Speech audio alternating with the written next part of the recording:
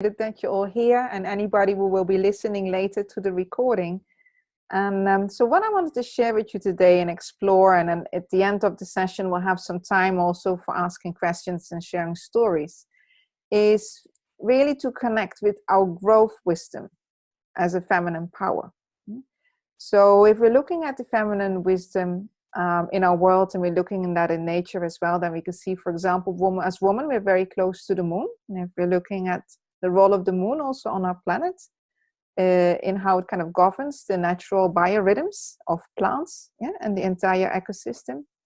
So if we're looking now at our world and our societies, and especially in our modern societies, then that what we are seeing is that kind of wisdom of really understanding cycles of growth, of rhythms of growth, and therefore also cycles of transition, then we don't work with that much. And for a lot of women, this has also been very challenging, because many of us, including myself, often we have to make long hours of work as well. And we don't always have the kind of the space and to really be in that rhythm of our feminine wisdom rhythm and our natural growth cycles. And so as women, we are very deeply connected to that wisdom of life. And also what you can see, for example, in many of the indigenous cultures, that was always also the role of the woman. And the role of the woman to really support the children to grow, to support the community to grow, to keep the community and the tribe together. And this is why also traditionally we were seen as women to be weavers, weavers of stories, weavers of dreams, weavers of hope, weavers of relationships, weavers of connections. And that's such a precious wisdom. And for today, I'd like to kind of bring forth those beautiful wisdoms so that we remember that and we can actually bring that forth more also within our life. Because what we see today in our societies, where a lot of this feminine wisdom hasn't been honored, is that people are artificially connected or not at all. So a lot of people, what they feel is very alone, disconnected, feeling that who they are really, that doesn't really matter, as long as you work for the money and you work for certain outcomes. And learning is often by repetition and for predetermined tasks and outcomes, which is very, very different from our feminine way of growing and learning. So I'd love to reflect with all of you to really say, what is really a feminine way of growing and learning? And within that feminine wisdom of growing and learning is that deep sense of connectedness and also what we call interdependencies. So it's never at the exclusion of the masculine principle, for example. Now, very often in the teachings that I share, what I work with is that we have kind of a vertical axis in life and we have a horizontal axis in life. So we have ways in which we are transcending and integrating, but we also have the horizontal dimensions where we are from that unity can then multiply and diversify and expand. So when you bring the vertical dimensions of up and down as well, and from the spiritual dimensions into the material, and then you also bring that into the horizontal dimensions of how we can diversify, expand, and grow, what opens up is this beautiful torus that becomes regenerative as an ongoing cycle. And what we're seeing in our societies is that a lot of the growth models have lost touch with those dynamics. So, for example, let's go back if we're looking at our planet. So our planet, and we often call her also Mother Earth, in all the indigenous cultures as well, the planet is seen as a mother because of our deep care and nourishment and bringing life forth.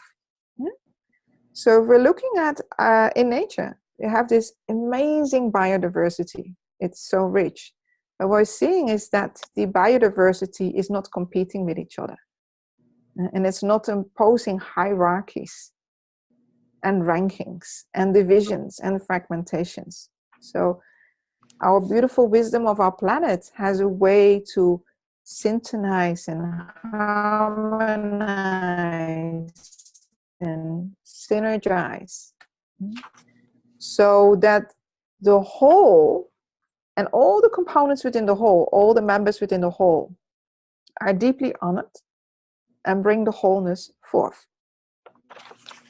And that deep wisdom and that intuition is very much within the feminine. Now, how would the masculine dance with that as the masculine principles? Because we often share that it's, the masculine and feminine principles are in men and women. They're not in that sense gender-based. So then we're seeing that, for example, the masculine principle is more the activating principle. But in order to activate, the first also need to be the seed potentials that are there. And that also, if you're coming back to the feminine principles, where all these beautiful seed potentials are there, and you're working with the masculine principles as the energizing and activating, which allows it then also to go out. Now, if the connections in that which is expanding are not maintained, so for example, say that there's a very big family, or as a humanity, we have expanded so much. If we're looking at early 1800s, we were only with 1 billion people. Today, we were going towards 7.5 billion people. So we have expanded so much. But now, how do we make sure that we stay in touch with each other? So how do we make sure then that that intrinsic wholeness and that unity doesn't get lost?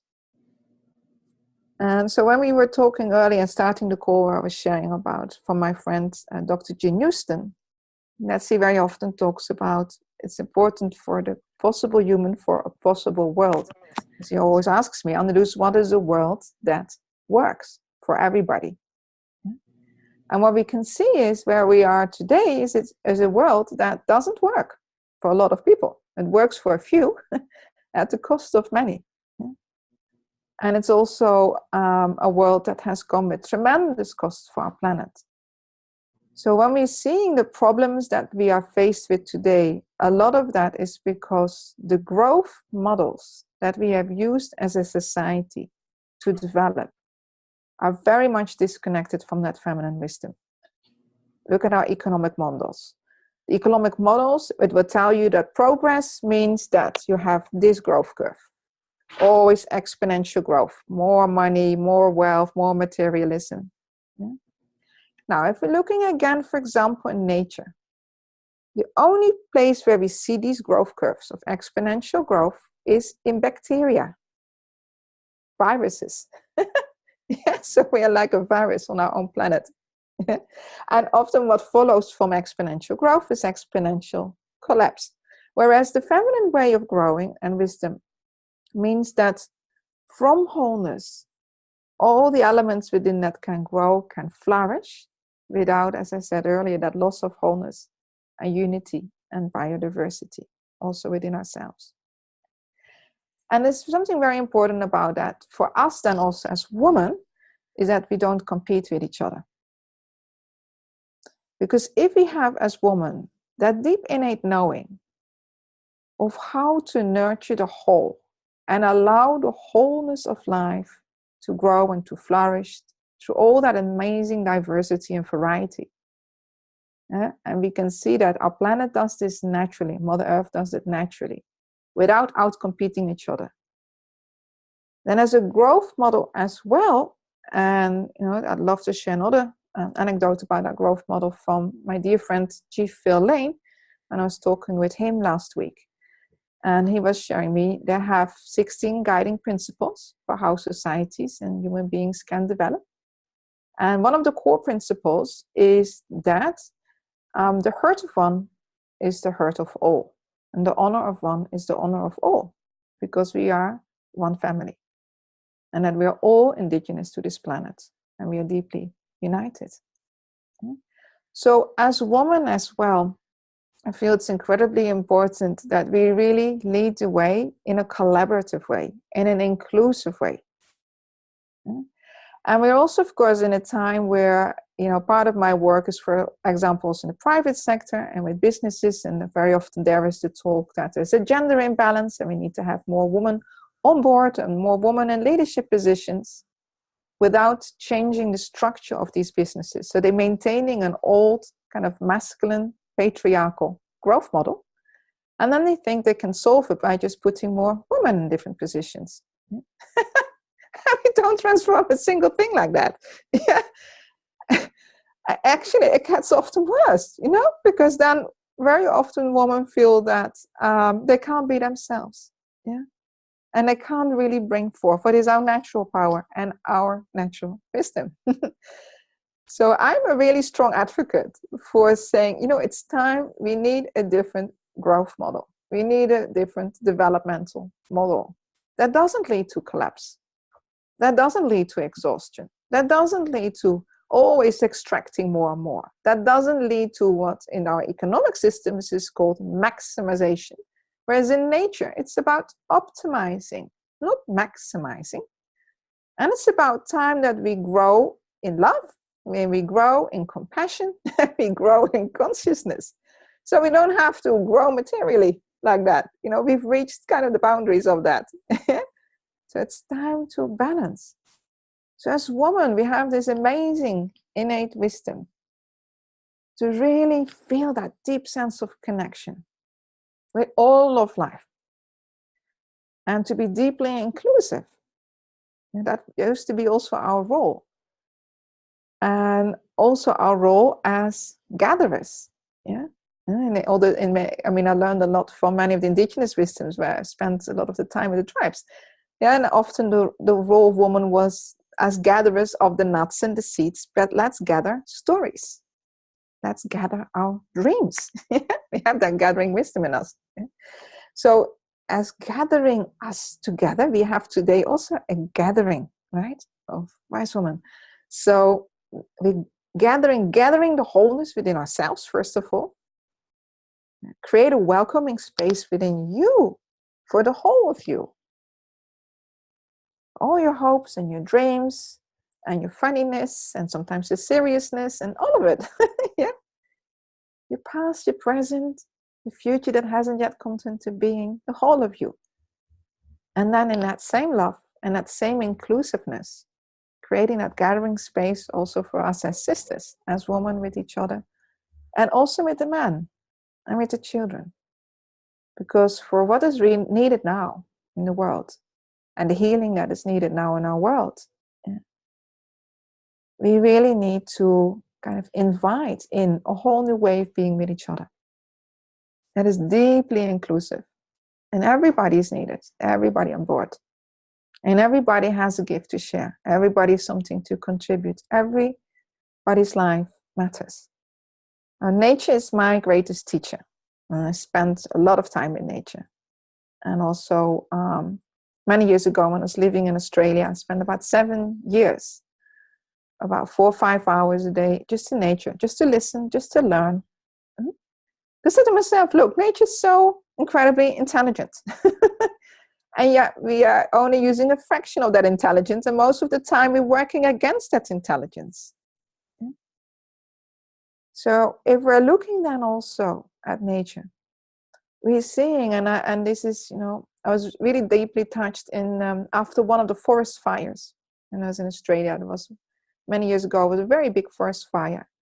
And I came back to that same place a couple of months later. And then where you see all these kind of burned down forests. And right now there have been a lot of forest fires around the world as well, right? And then you see nature bounce back. You see her healing power. You see the moss growing back, the little sprouts growing back, the new growth coming back. It's like, wow. So as we're going through this difficult time as a humanity, as women, also as healers, as mothers, as custodians, as wise women, let's really bring forth that ability within ourselves and within our communities that is a naturally life-given gift and power to renew ourselves, to renew our world, to really bring forth that beautiful creative power, so that in times of collapse and in times of difficulties, we focus on that.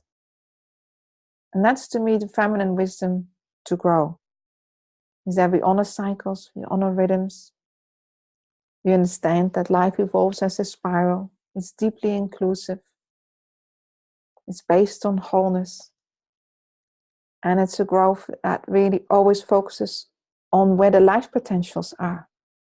And that's what we nurture, and that's what we nourish. And we provide conditions for life to thrive. Yeah. Wonderful. So what I'd like to do with you all now for about 5 minutes, and then we'll open for questions and feedback, is a little meditation where we can connect with that beautiful, feminine wisdom within our bodies. So for this meditation, just make sure that you're not disturbed by any mobile phones, that you don't get distracted. I'm going to put my video off, but you're welcome to also keep your video on, whatever you like. And I'm just inviting you to listen to my voice as I'll guide you into this beautiful meditation with Mother Earth. So just let's take a deep breath into our body and really relaxing our awareness into the center of our being. And giving yourself the permission to just be with this beautiful wisdom of life itself. Relaxing into yourself and allowing your awareness to naturally center into the heart of your being.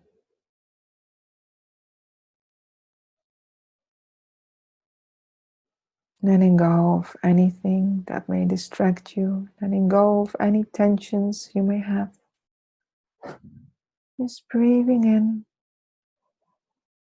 this beautiful wisdom of life and breathing out any tensions that you may have.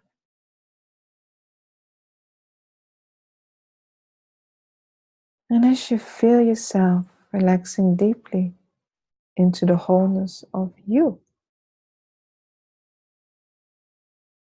just connect there with your beautiful feminine wisdom.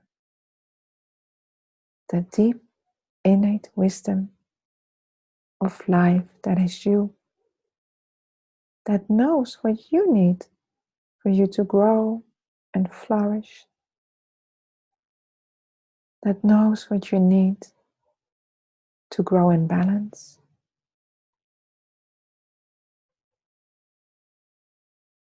that knows how you can develop your gifts,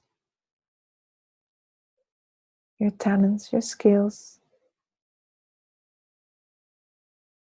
and bring forth your beautiful, sacred dreams.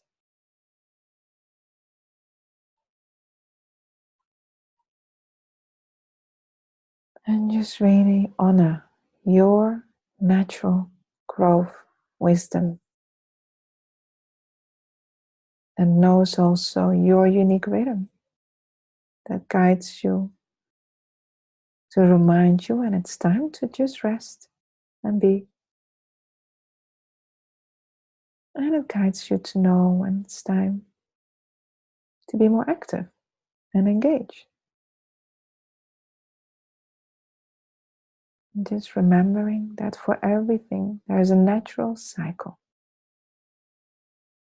There are times when we're active outwardly, and there are times when we are active inwardly. And there are times when we just are fully relaxed and receptive in a place of pure being.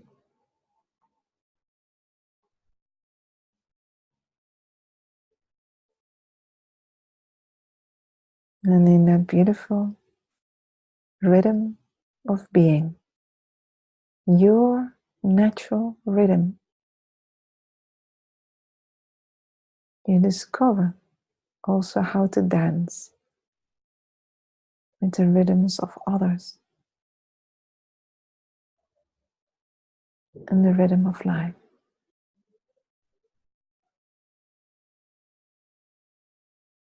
And how to deeply honor also the wisdom of our bodies.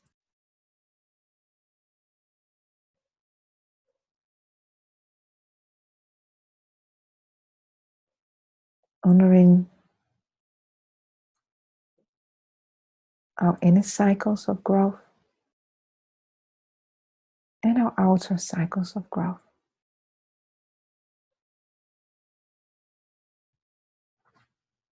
And may you be deeply supported through this meditation with the love and the nourishment and the wisdom for your unique growth.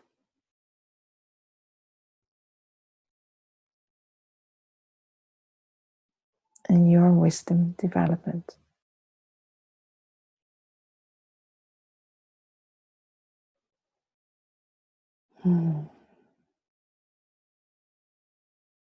And then when you're ready, you can gently come out of this meditation